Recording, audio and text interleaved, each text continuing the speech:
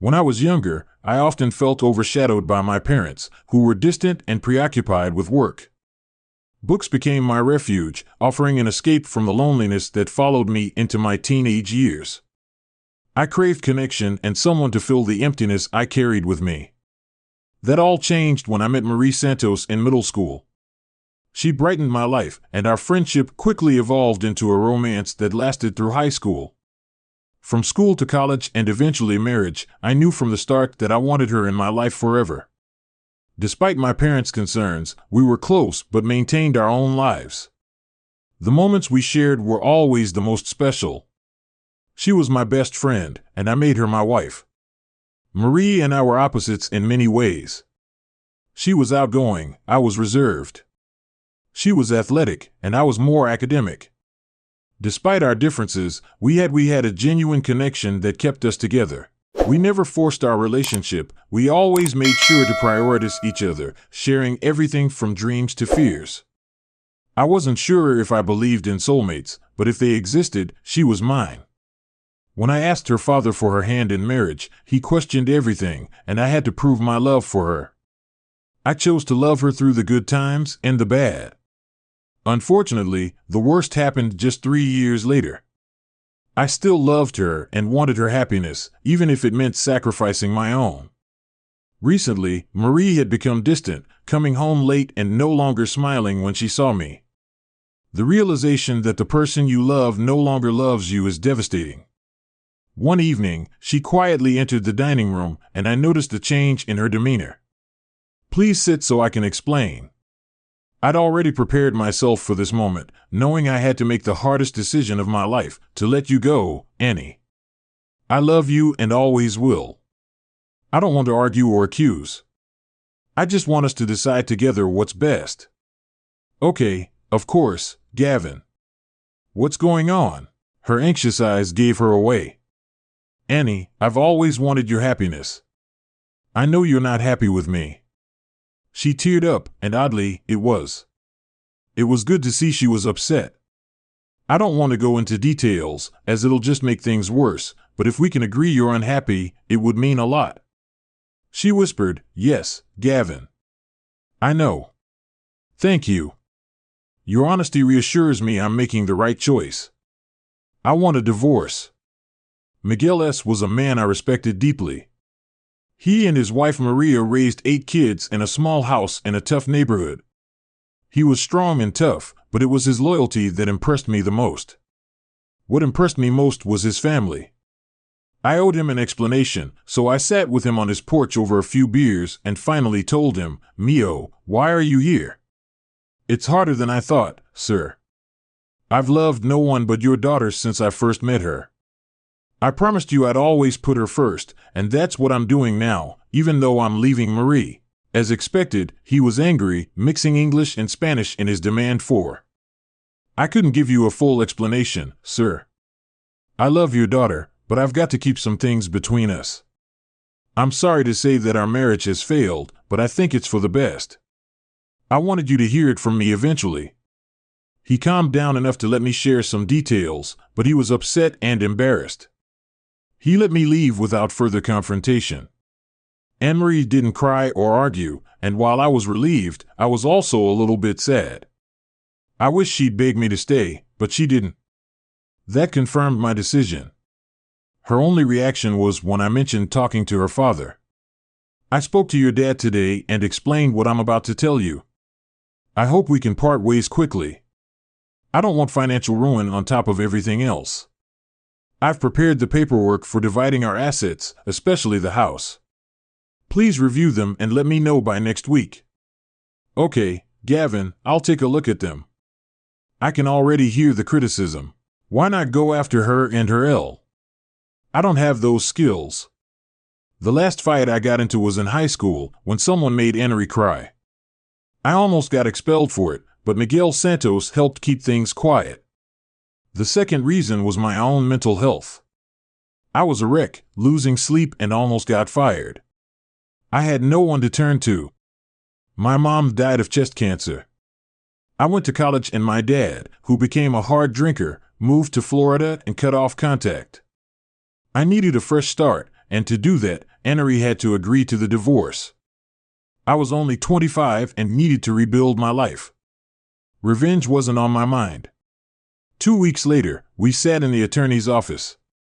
Annery gave up the house, which we agreed to sell. We split our accounts and she kept the new car, while I kept my old truck. Everything was settled. Everything was settled except for the 90-day waiting period. The only thing I regretted was lying to Annery. "Where are you going to live, Gavin?" "I've rented a small apartment near the office. I'll stay there until I figure things out. I guess I'll see you at the house closing." "Absolutely. See you soon." In reality, I wasn't staying. My truck was packed, and I left my wedding ring on the kitchen table with a note that read, "Goodbye. I'll always love you. Have a great time away." I said goodbye to Miguel, Santos Mio, you and Marie. You two are perfect for each other. Can't there be forgiveness? I know it's too fast, sir. I've forgiven her in my heart. I love your daughter, but I need peace. Maria Santos hugged me at the door as she let me go. She softly said, "God bless you, mijo. I will miss you." I left quickly before I broke down when your spouse is. I was unhappy, but it helped to know why. There were lots of little things that had come up, like leaving the toilet seat up. But recently, we hadn't even argued. I thought maybe she was stressed at work, but she said she'd be fine and trying to improve things. I did more around the house, cooking, washing up, hoping she'd notice. After a few weeks, I even cleaned the bathroom, which I'd always hated doing. If I hadn't cleaned it, I might not have found out. If I hadn't been looking, I wouldn't have found the pregnancy test in the trash. I dug a bit deeper and saw that it was positive. Then I checked the birth control pills and saw that they hadn't been taken. That's when I realized that another man had got my wife pregnant. I called Marie, hoping to ask her about it, but her number was forwarded to the front desk. They said she'd already left, and her car was still in the lot. I drove to her office about 20 minutes later, my hope that she had an accident vanishing 30 minutes later. I had my answer. Her boss, Michael James, pulled up next to her car and they kissed openly. My smile faded. Hers was now for someone else. That was all I needed to know. I got home ahead of her and kept my feelings to myself that night. She barely looked my way in just over 2 hours. I knew my marriage was over and realized it was a 20-hour drive.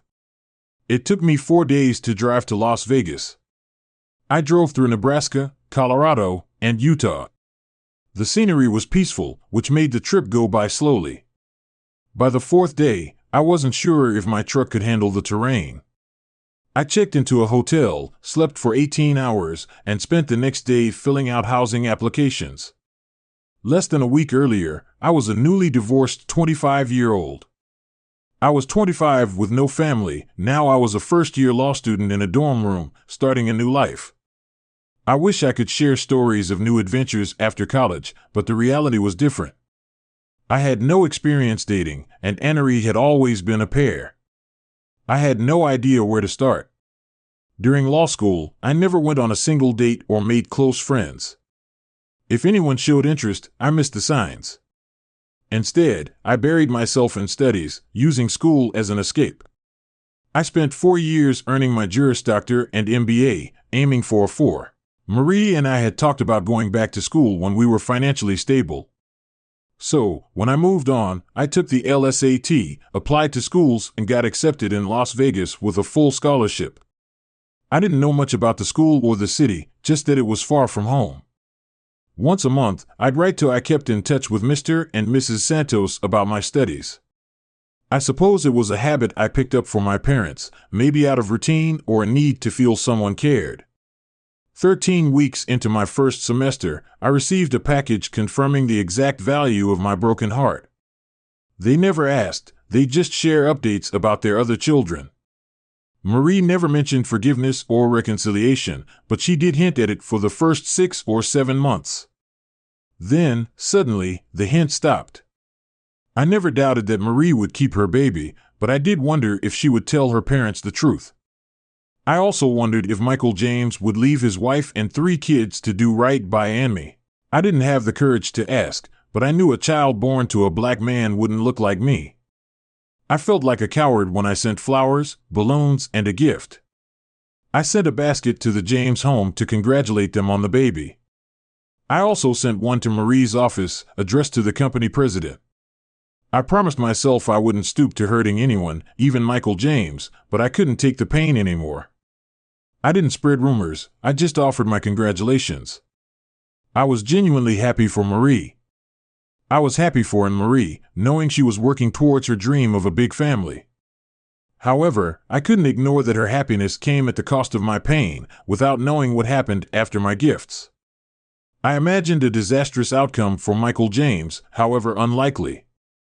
This small, cowardly act allowed me to close that chapter of my life. That was a tough time for me. I was still hurting, but it was more than that. My social life suffered for years after the divorce. My first real friend was a colleague 20 years older. I joined a small law firm specializing in real estate, where I found I had a knack for contracts, numbers, and, eventually, people. Gavin, people need to be able to trust you to solve their problems. When people trust you to solve their problems, they hand you the keys to their dreams. You've got a gift, and I'll help you use it. David Rothschild, the senior partner, was more than just my boss. He was my mentor and life coach. He was a legend in real estate law, known for negotiating Gavin made me his next project, and just 90 days into my career he gave me my first evaluation. Rothschild said I was dedicated and meticulous, and that I did excellent work. But as a person, he said, I was completely out of touch. Are you 30 or 90? Let's go for a walk. That's how our weekly Gavin project meetings began. Rothschild was brilliant. He'd ask questions and let me talk. We talked and shared stories. I opened up about everything, my life, my parents, law school, Anne-Marie. We have a lot to work on, but also a lot to work with now. Let's get back to the office. At first, I didn't understand his motives, but after 3 years, the results were clear. His subtle guidance helped me grow. I started going to the gym, learning to cook, making better investments, and buying real estate. I might have ended up with a nice middle-class life without his help. I became a confident, successful business person. Rothschild never wanted credit, saying that watching you succeed is thanks enough. I worked with Rothschild for almost 5 years after helping me succeed in business. Then he turned his focus to my personal life. One day, he casually asked Gavin what he was getting his parents for their anniversary. I was confused since both my parents had passed away, and he knew that next month Miguel and Maria Santos will be married for 50 years. I thought, why not mark an event like that? He was right, the Santos were like parents to me. I kept in touch with them, sending messages and gifts for their 50th anniversary. I gave them the best first-class airfare and a 5-star hotel stay. I stayed at a star hotel, took a limo, went to fine dining, and saw a VIP show in Las Vegas. I sent it with a note saying, Happy Anniversary. Use these as you wish. Love, Gavin. I didn't expect anything in return, so I was surprised when I received a call at noon the next day from Gavin to Connor. I answered, Oh, mijo. What a wonderful surprise.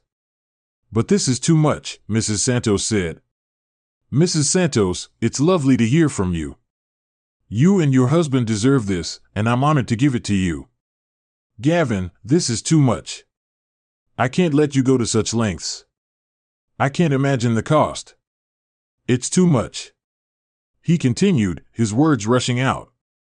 Sir, Mr. Santos, Miguel, Papa, I interrupted gently. Yes, Gavin, he replied, finally pausing. This gift doesn't even begin to repay the kindness you've shown me over the years brings me joy, so please accept this gift in the spirit it was intended. After a brief silence, he responded, See, mijo, we accept. Wonderful, happy anniversary. I was relieved, so the conversation shifted to the trip details, and I explained. I thought they'd enjoy hearing about all the highlights. After exchanging many words of gratitude and love, we ended the call. For the first time in nearly a decade, I felt a sense of peace as I reflected on it. I noticed Rothschild standing in my doorway with a big grin on his face. "Damn ungrateful kids," I teased. I shot back with a smile, "Shut up, old man." The Santos vacation didn't unfold as I had expected. I assumed they'd use the gift for sightseeing, fine dining, and relaxation. They did, but they insisted I join them every step of the way. It was clear they hadn't even been in their room for 5 minutes before my phone rang. Gavin and Connor called. I answered. Miho called. I picked up. Mrs. Santos asked when I was coming to see them. I said hello. "Mrs. Santos, how was the flight?" I asked, trying to buy a moment to think. "Miguel says we need to rest for a bit, but then we're ready to go. Will you be here?" She pressed. "I can be there in about an hour." I replied, realizing I'd have to rearrange my day. "Great, Miho." "See you then," she said cheerfully before hanging up. To be honest, I hadn't planned on spending much time with the Santos during their trip.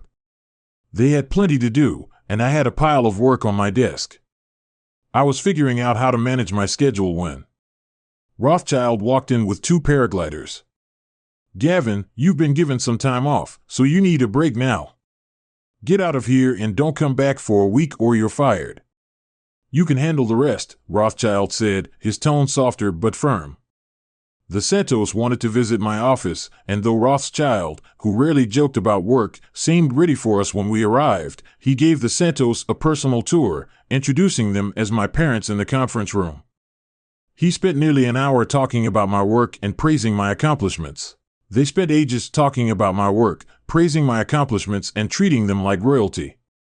It was really nice to see the Santos beaming with pride, especially Maria, who kept patting my hand every time someone complimented me.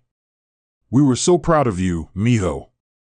The rest of the week followed the same pattern, Rothschilds. We were treated like VIPs everywhere we went. I'd chosen the limo, resort restaurants, and shows based on my business connections, but Rothschild made sure we were looked after.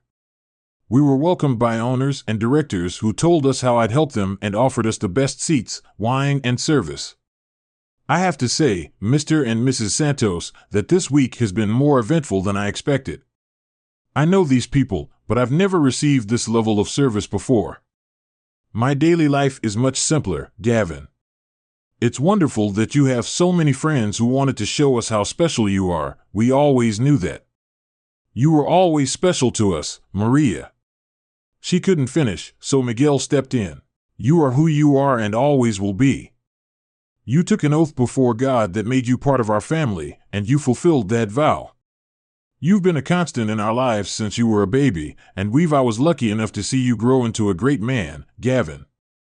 You're a wonderful father, and we're all very proud of you. Miguel Santos was getting on in years, but he was still as strong as an ox. His hug felt like he might break a rib. Then Maria joined in, giving me a long-awaited family moment that I was really happy to see them, but I was also sad to see them go. I promised I'd visit them again soon after I'd finished some business. Rothschild knew exactly what I needed. I came back to work feeling motivated. When I told my colleague about my idea, he just smiled and gave me the thumbs up. The project was small and wouldn't generate long-term income, but it was a good start. It was probably the most important project I'd ever undertaken in 6 weeks.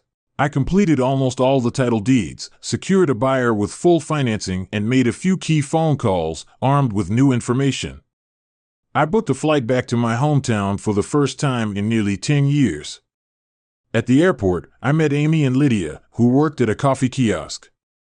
I overheard them talking about their broken appliances and unresponsive landlord. When Amy handed me my coffee, I gave her my card. I gave her my card with instructions and told her to call the number and ask for Marcus. I said that Gavin sent her and that she needed Melvin's help. I told her that Marcus would take it from there if she needed help finding a new place. I also told her that Marcus could help her find a new place. I've written everything on the back because my flight was called. I added, "Don't worry about the cost. Just use the number." I also told her, "Good luck." Why did I offer to help them? Simple. I've seen a lot of bad landlords in real estate and Rothschild. I learned that real estate isn't a zero-sum game. The best deals benefit everyone. A few calls, a letter, and some work from an illegal immigrant could get these girls out of a bad situation. We did pro bono work from time to time, and this was no different. I sent Marcus a quick email so he wouldn't be caught off guard when the call came. The flight to Omaha was short. I got my rental car and luggage, then drove around the city. Not much had changed, though it no longer felt like home. I drove through the Santos neighborhood, where most houses were in a bad state of repair, except for theirs. The area had clearly been neglected.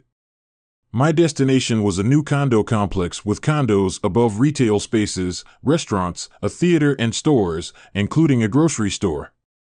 The design was unique to the area, and everything seemed perfect. The apartment I had was brand new with 2 bedrooms, a spacious open living area, a den, and a large balcony overlooking a park. The master suite was spa-like. The place was beautifully furnished with top-of-the-line fixtures and appliances. All that was missing were the line fixtures, appliances, a few personal touches, and it would feel like home. The Santos met me for dinner at one of the restaurants. They arrived on time and dressed for a night out. We had a great dinner filled with laughter, hoping the rest of the evening would be just as enjoyable. Miguel and Maria Santos, both 67, had been married for 50 years. They were still young at heart, but showed signs during our time in Las Vegas. I learned that the Santos were ready to retire, but worried about their finances and living in a neighborhood with a lot of crime and abandoned houses. My goal was to change that, as Rothschild reminded me that this is what children do for their parents. I invited the Santos back to the condo for a late-night party. When we stepped into the elevator, mijo, I didn't realize this was a hotel. Mijo, these rooms must be expensive. We need to talk about that. I popped the cork on your retirement and new home. I raised my glass and gestured around the room. Oh my goodness, this is too much. We can't accept it. It's not a gift, but you'll have more than enough to buy it. Please sit down and let's discuss it. We'll form a partnership called the Santos Investment Group. First, we'll close on 19 properties near your house. Then, we'll package those with your current home. We'll request a zoning change and sell them to Property Management International, which plans to build a hotel and retail space next to the new arena. The sale will be finalized within 90 days. I showed them the highlighted dollar amount on the paper and they were pretty shocked. This apartment is rented for the next 3 months with an option to buy. Here's the cost. I handed them another paper. Half of the remaining profits will fund a lifetime annuity for you both with monthly dividends. I also showed them the third paper, which shows that you'll be able to retire comfortably in your new home. I'm just offering business advice and free legal services. They wouldn't become rich, but they'd never have to work again. It was a great deal. Gavin, how did you manage to buy the property so quickly? The property next to yours took some effort, but Rothschild found a buyer through his connections. A new casino is being built across the river in Iowa, so we negotiated the price based on that. The zoning change will happen with the help of our buyer contacts on the city council. The rest is just a solid investment. Maria was in tears but smiling, and Miguel was shaking his head in disbelief. It was a miracle, more than they could have imagined.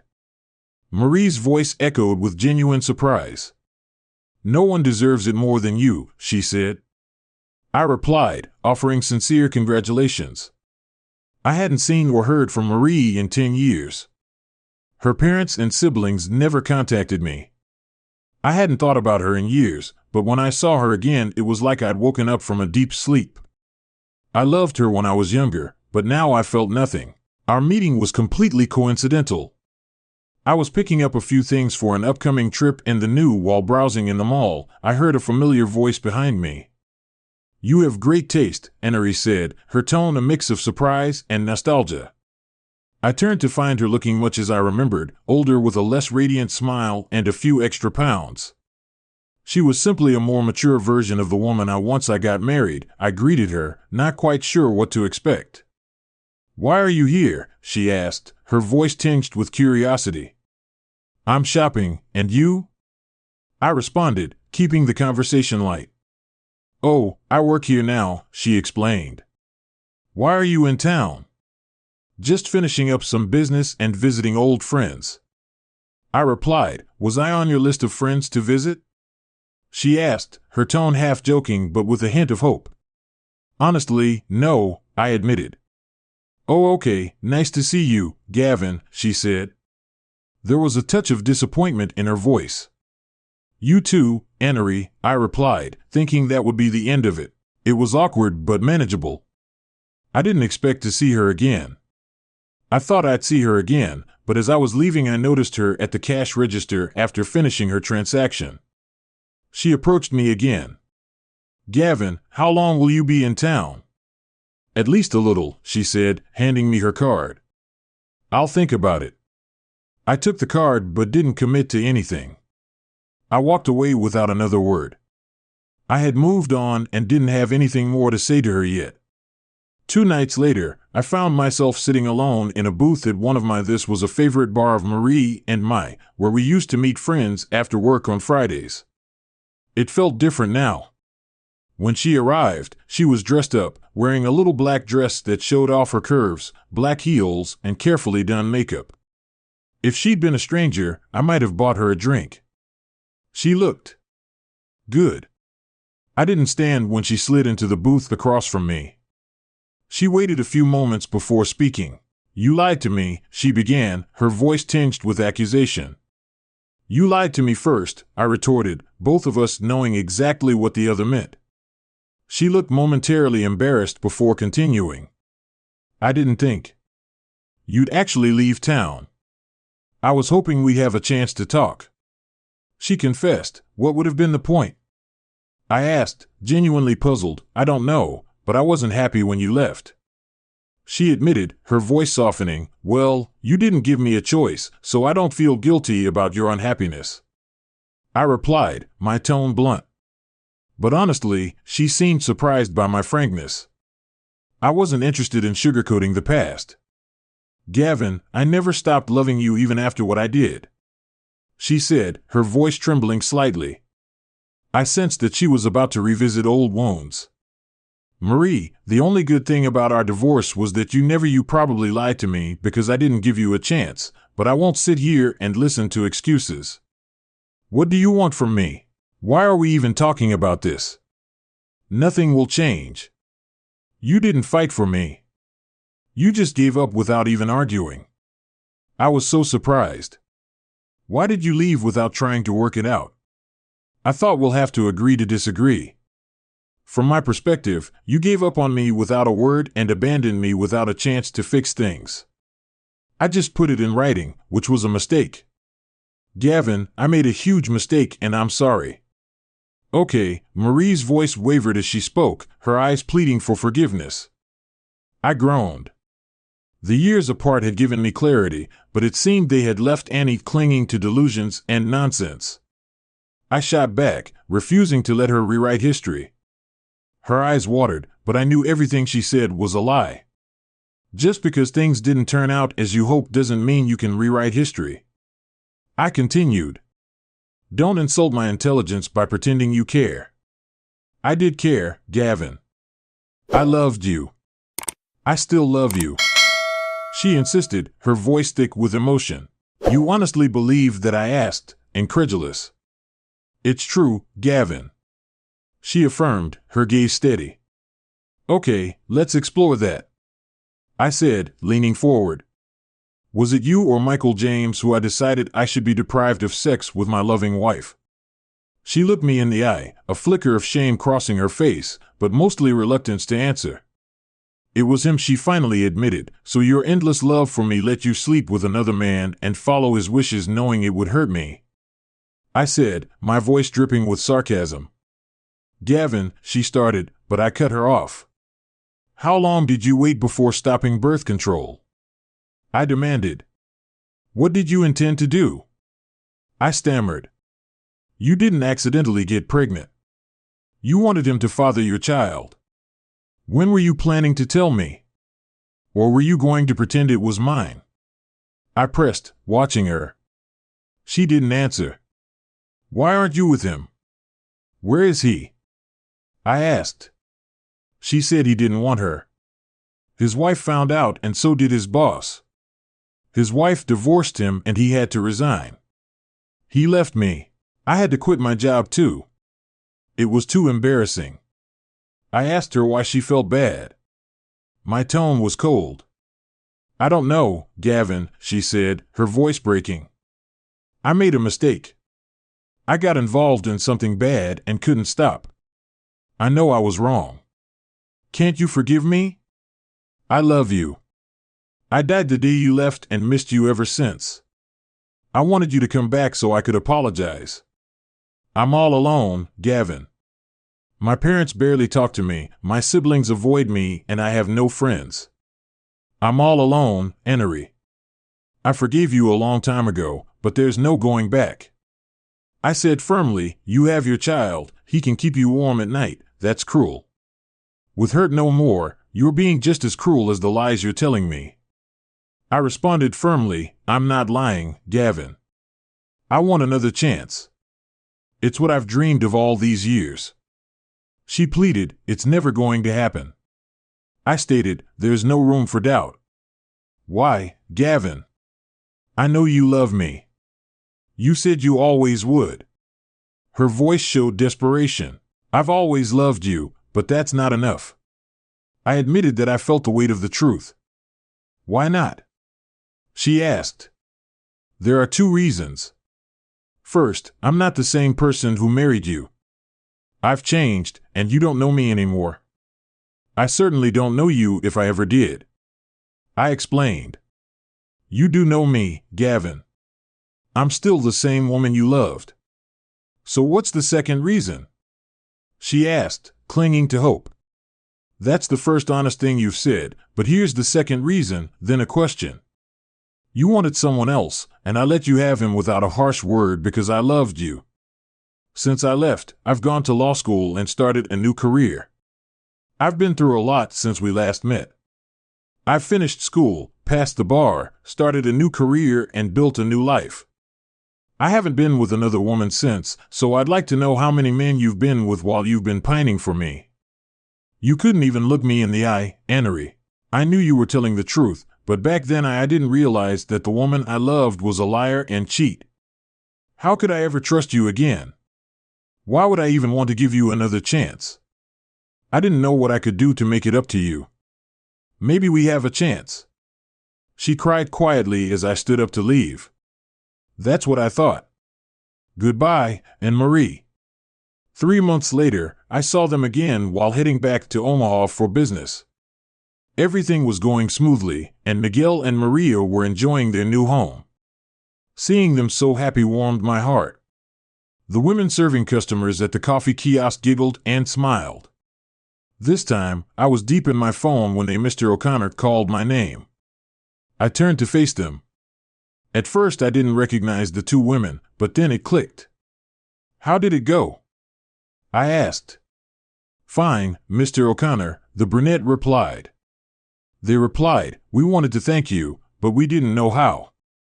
It's Gavin, and no thanks are necessary. I'm just glad it worked out. I replied with a reassuring smile. The brunette, a pretty woman named Amy with curly hair and a friendly smile, spoke while her cousin Lydia, a shy blonde, stood quietly. As my flight was announced, I started to gather my things and get ready to board. It was nice to see you both again. I was just about to leave when Amy ran up and handed me a napkin with a phone number on it. She said, we'd like to thank you properly. Will you call us? Give me a call when you get back, she said, her tone hopeful but caught off guard. I simply nodded, sure there was no problem. I tucked the napkin into my pocket. On big holidays, the family always gathered: Easter, Thanksgiving, Christmas, the 4th of July, and Cinco de Mayo. It was unusual to ask everyone we were supposed to get together in September, but that's what I did. I was surprised everyone could fit into the Santos's new apartment. It was cozy but comfortable for the gathering. They all looked at me, waiting for what I had to say. It was going to be one of the hardest things I'd ever done. Maybe they wouldn't think it was my place to speak, but it felt right. As Rothschild always said, I was following my gut. I wanted everyone here, so I only had to say this once, and you all could hear it at the same time. Being treated as a full member of this family has been one of my greatest joys. Miguel and Maria, your love and support have helped me through tough times, and I'm grateful for that. But I also remember that Marie was part of this family too. She shared in the joy and pain like the rest of us. She cheated on me, and I made hard choices because of that, but she didn't. A few months ago, I spoke to her for the first time in 10 years. It was a painful conversation. I said harsh things to her, but what hurt most was what she told me about all of you. So, with all due respect, I need to say this: you all need to stop being little a-holes and stop ostracizing your daughter and sister until she's back where she belongs. I'd like to kindly ask you to stop treating your daughter and sister like that until she's back where she belongs. I have no intention of contacting you, Mr. and Mrs. Santos, and I'd appreciate it if you didn't contact me either until this nonsense is over. I left my foster family, unsure if I'd ever see them again. The next year was hectic, both professionally and personally. We worked long hours at the office, almost 8 weeks of 14-hour days and nonstop. Rothschild had enough one evening in the conference room. He told us he was done. He couldn't stand any of us. We were closed. Everyone get out of here and don't come back for a week. I'll pay you if I don't have to see you then. He walked out of the building on the first day of my mandatory break. I cleaned my apartment and discovered furniture buried under piles of papers, clothes, and takeout containers. I sorted my laundry, emptying my pockets as I went and finding the napkin. By the third day, with Amy's number on it, the napkin was still sitting on my dining room table like a centerpiece, so I decided to call. I sounded like an idiot. "Hello, Amy," answered the phone. "Yes, can I speak to Amy, please?" I stammered, suddenly feeling nervous.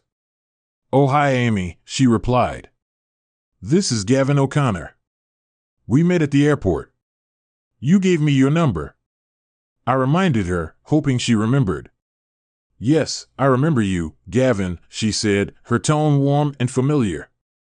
"I know it's short notice, but would you and Lydia like to come over for dinner tonight? I thought I'd cook for you both and hear how things went with your apartment. We got kicked out of the office for a week and I'm bored." I tried to sound casual as I explained. She giggled and I felt a bit embarrassed by my rambling. "Gavin, we'd love to have dinner at your apartment tonight." Amy replied enthusiastically, "Fantastic, great, can I get your address?" I realized I hadn't given her the details yet, so I gave them my address, feeling a bit flustered but excited. When they arrived, I felt much more comfortable talking to Amy and Lydia in person. Lydia was still quiet, but she made eye contact and smiled, which was more than enough to put me at ease. "This is a great apartment, Gavin. Do you host parties here often?" Amy asked, looking around appreciatively. My apartment was impressive, mostly because it was part of a project Rothschild and I were working on. I had jumped at the chance to buy a 3. The bedroom is in the penthouse with a great view of the Strip, but I didn't mention that I also own the building. "You're the first visitors I've had besides my boss." I admitted, "Actually, I haven't had a girlfriend in a while." Amy asked, "Really? I thought you'd have a date by now." I said, "Nope. I haven't even been on a date since my divorce 10 years ago." I was focused on the meal I was preparing, so I didn't pay much attention to what they were saying. Amy and Lydia sat at the kitchen island, drinking wine while I cooked. Amy asked me a lot of questions, and I enjoyed the conversation. It was nice to talk to someone other than my boss and co-workers. As I carried on cooking, I noticed both of them staring at me in shock. "What did I say?" I asked, puzzled by their reactions. "You haven't been on a date in 10 years, Gavin." Amy repeated, clearly astonished. No, I haven't. I've been busy with work and studies. Is that weird? I asked. Amy said she was genuinely curious, and even Lydia nodded in agreement. Well, I guess it is kind of weird, I replied with a shrug. Jesus, Gavin, Amy said, shaking her head in disbelief. I can't believe it. It's true anyway, I said, steering the conversation back to the matter at hand. Dinner's ready. Let's eat. Dinner was great, full of laughter.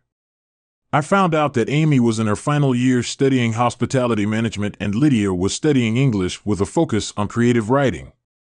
They were both 22 and had been living together since they were 18 when Lydia's parents passed away. Amy said that Lydia liked me and would eventually open up more. The atmosphere felt a bit electric and I wondered if they were flirting with me. I enjoyed the attention, even if it was just in my head. At the end of the evening, both girls gave me a brief hug and kiss on the cheek before leaving with Amy. I joked that I was free for the rest of the week and suggested we meet again soon. I was surprised when they showed up the next day with a picnic basket. We ate lunch on the balcony and enjoyed the day until it got too hot. Then they left for work. They took my invitation seriously the next evening. They came back with pizza, popcorn, and a movie. They shared the couch while I settled into my favorite chair. The next day, Amy asked if they could use the pool. I told her I'd take care of it when they arrived. I had keys to the pool and gym for them, along with a locker. Sometimes it's good to be in charge. They had a surprise for me too. When they came out in their bikinis, I realized I'd need to step up my workouts after my week off. We fell into a routine. I'd work during the day and they'd visit a few evenings a week for dinner, a movie, or just to hang out on weekends. We found activities to do together. They also used the gym regularly, even when I wasn't there. Rothschild loved tea and would tease me about it. If I didn't know you so well, I'd think you were dating two women at the same time. Give me a break. We're just friends. Save your fantasies for yourself. It's been 4 months since we started seeing each other. I noticed something was off during a quiet Friday night dinner at my place. The girls seemed unusually reserved as dinner wrapped up. There was a lot of tension in the air. Girls, is something wrong? No, not really. Lydia hesitated, then spoke. Amy wants to ask you something, but we're not sure. How should I phrase it? Amy, you can ask me anything. I'm not afraid to tell you both my thoughts. Just ask, and I promise not to be offended by your answer. Amy took a deep breath. Why haven't you ever made a move on us? Don't you find us attractive? I was caught off guard and took a moment to collect myself. You're both stunningly beautiful, but I haven't made a move for 2 reasons. First, I don't want to ruin our friendship or make you think I'm just some old guy hanging around for kicks. Second, I'm not even sure I know how to make a move. I've never had the chance. Amy and Lydia exchanged a glance, then Amy continued. Gavin, we really enjoy spending time with you and we both like you a lot. I like spending time with you too, but Lydia and I are looking for someone special and we want you to understand what that means. Ladies, you're both extremely attractive and I'm sure you'll each find someone special without any problem. Lydia seemed like she wanted to say something, but Amy pressed on. Gavin, we don't want to find 2 separate special people. We want one, and we think that person might be you. I was stunned before I could respond. Amy added, we want you to understand what we're asking. Lydia wants you to read some of her work tonight. We think it'll help you understand what we're looking for. Then we can talk tomorrow about what this means for all of us. Can you do that? I think I can. Do you just want me to read her stories? Yes, Gavin. Then we'll talk. I realize this might give you the wrong impression. I have strong beliefs about right and wrong, and I treat the people I care about with kindness and respect. I believe in live and let live as long as no one is getting hurt. However, I can also be tough when necessary, especially in business. Rothschild called it giving people a head start, but not holding back if they crossed the line. That wasn't me before Annery broke my heart. Her betrayal made me really loyal to the people I trust and quick to punish those who betray me. For a long time after the divorce, I wasn't interested in romance. The pain of the divorce consumed me, and anything that reminded me of Annery was unbearable. I coped by focusing on my studies and work. It took years for the pain to fade. I had missed out on I had a lot of life experiences because I met the love of my life. When I was young, I had never asked a girl out, never had a one-night stand, and didn't know how to attract someone. I was confident in many things, but thanks to Annery, I felt insecure about relationships. 10 years passed and I began to think I'd never get the chance to try something new with that mindset. I read Lydia's stories, which were beautifully written, full of vivid imagery, and I was really drawn to the characters in Lydia's writing. The next day, the girls arrived around noon. I was worried I might ruin our friendship after getting drinks and snacks. We settled in the living room. Amy got straight to the point. Lydia and I aren't involved with each other sexually, which is important to know, but I hadn't thought about it. Lydia smiled as Amy continued. We've always looked out for each other. We're not just cousins, we're best friends. When we started getting interested in boys, we'd talk about what we liked and what we wanted. I've always been drawn to sweet, caring guys, while Lydia has been attracted to more assertive, alpha types. The guys she dated were great. She was in a relationship with someone who treated her badly on dates, even though I understood her attraction. I didn't want her to get hurt. Then, our worst fears came true. One of Lydia's boyfriends became too aggressive, and a few weeks later, she found out she was pregnant. The pregnancy didn't go well, and they had to terminate it. Health issues cropped up and Lydia couldn't have kids. We were all in tears. We'd always imagined our kids playing together. We were only 19 and that dream ended before it could start. But I loved Lydia more than a cousin, more than a friend. We decided our dream didn't have to end. We'd share my kids and raise them together as co-mothers. They looked at me, gauging my reaction. I was moved by Amy's selflessness. It was one of the saddest, kindest, and most beautiful stories I'd ever heard. They smiled softly, but then we had another problem, finding the right person. The guys I liked were too weak for Lydia, and the ones she liked were too arrogant for me. We needed someone special, kind yet confident. Then we met. You, Lydia, whispered, speaking to me for the first time. My heart raced. Amy continued, you helped us without asking for anything in return. It was one of the nicest things anyone had done for us. As we got to know you, we realized you might be the one we were looking for. We decided to be honest with you, even if it meant risking our friendship. I was stunned, realizing I'd been offered a life with both of them. That's a lot to take in. I just need a moment to think. Can we take a break and talk more over the weekend? Of course, Gab, and we understand, Amy replied. They left quickly. I already knew my answer, but I wanted to give them a thoughtful response. They had shared something deeply personal, and I wanted to respond in kind. Later that afternoon, I ran some errands. I went back to my apartment and sent a text to Lydia. Then I called Amy. Hello, Amy, it's Gavin. I was wondering if you'd like to have dinner with me tonight. I asked, trying to keep my tone casual. In the background, I could hear Lydia's phone ringing, followed by her surprised sigh. Gavin, I'd love to have dinner tonight. After I hung up, I could feel the anticipation building. I waited for Lydia's response. The message I had sent her was riskier, be at my place at 6:15, don't be late, you'll be staying the night. Her reply came quickly and simply, perfect. When I arrived to pick up Amy, I was momentarily speechless. She looked stunning in a little black dress. I handed her a bouquet of white lies. Why, wow, you look amazing, I said, genuinely impressed. Thank you, Gavin, for the flowers. She replied with a smile. Our evening was romantic. We shared wine and sushi at one of her favorite restaurants, then went to a nightclub for drinks. We talked about our dreams, future plans, kids, and family. By the end of the night, we had bonded deeply as we walked through a park holding hands. "Gavin," Amy asked, sensing my unease, "why me? I'm over 10 years older than you, divorced, and every eye was on you tonight."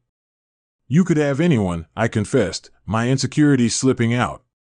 "You'll figure it out soon," Gavin replied. "But for tonight, can you accept that you're the one?" "No one else for me," she reassured me. "Yes, I can live with that." "Thank you for a wonderful evening, Amy," I said, feeling more at ease. "Thank you, Gavin." I was a parishioner during our marriage, but it felt strange to be there again. I'd been sitting alone for about 15 minutes when someone sat down next to me. "This seems like a good place for confession." "Forgive me, Gavin, for I have sinned," Annery said, breaking the silence. "Annery, I forgive you," I replied, turning to face her. "Gavin, I know I hurt you, but you forgave me when I didn't deserve it." "I wasn't sorry. I understand now how much pain I caused you. I wish I could take it all back. I always thought you deserved someone better. I'm sorry I wasn't the woman you deserved.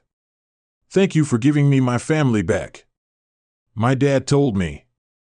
I owe you one, and more. Thanks for the apology. You're always welcome." Mass went well and the Easter brunch was enjoyable, but as the day went on, I realized there was no longer a place for me in the Santos family. It was time to move on. When it was time to leave, there were tearful goodbyes. Maria Santos, she gave me a hug at the door and seemed to understand more than she said. She placed her hand on my cheek, closed her eyes for a moment, and then whispered, "God bless you, Mio. I will miss you." My personal life was far from normal for months. Amy, Lydia, and I had settled into an unusual pattern, spending most of our time together as a close. If they had lived with me full time, we might have spent only a few hours more together each week. I was very happy dating Amy, but we hadn't progressed beyond kissing. She believed we both knew when the time was right, and I agreed. The oddest part was that she had no problem making me tense and then sending me to Lydia for relief. Lydia, for her part, blossomed under this arrangement. Amy told me that Lydia had. I thought I was perfect from the start. Lydia needed guidance, which made her feel safe and cared for. I gradually took over that role from Amy. The turning point was the flowers. I hadn't thought much about giving them flowers, but it felt right. I gave Amy flowers on our first date and at random moments because it was romantic. Lydia's flowers were a thank you delivered separately due to circumstances. My first date with Amy was wonderful. But as I returned to Lydia, I was worried I wouldn't meet her needs. I needn't have worried, though. Over the next few months, I thought a lot about how to win Lydia over. When Lydia walked in with the biggest smile holding her flowers, I knew I'd done the right thing. I left Omaha for the last time, feeling a deep satisfaction. Marie's Betrayal started a new life and built a career, but something was missing. On my way home, I realized I was still missing something. I made a quick stop, bought 2 things and returned home. Amy and Lydia were happy to see me, and we had a nice, easy dinner together. After dinner, I was hoping to make our lives even better. While they cleaned up in the kitchen, I watched them working together, enjoying the task simply because they were together. "I know why we haven't had ZX," I said. Lydia turned to look at me while Amy kept her eyes on the sink. "When we make love for the first time, her eyes will be on the sink. It will be to create life, to share a piece of ourselves for a common purpose. That's why we'll be together, but there's an even more important reason. You'll be giving Lydia and me something we can't get on our own, a child." Lydia smiled through her tears. "I think you've been waiting for me to realize this, and you've waited long enough." I knelt down and pulled out a box. Lydia began to. I could see Amy was really excited as I opened it. She slowly turned, tears in her eyes. "Amy, will you marry me?" "Yes, Gavin, I will. I'll love you forever and give you everything I have."